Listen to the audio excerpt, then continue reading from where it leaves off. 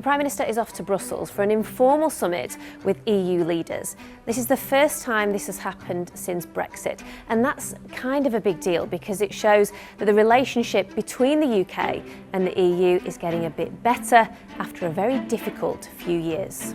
So, what does he want to get out of these talks, and is the EU willing to give it to him? Top of the agenda is defence. He wants to work more closely with the EU on buying military equipment to keep up support for Ukraine in the war against Russia and to show the US that Europe is pulling its weight. Next is trade. His government has said they will get growth back in the economy. And getting rid of some of the most expensive and time-consuming Brexit barriers could really help with that.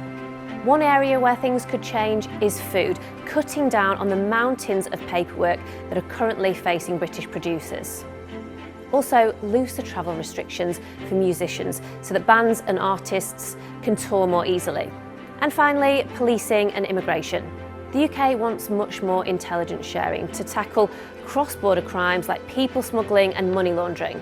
What could be a lot more contentious, though, are returns agreements, sending those people who cross the channel to get into the UK on small boats back to the country that they originally came from.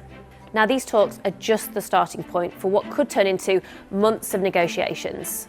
During that time, the government will need to get the best deal that they can, whilst at the same time reassuring Brexit voters that the UK is not rejoining the EU by the back door.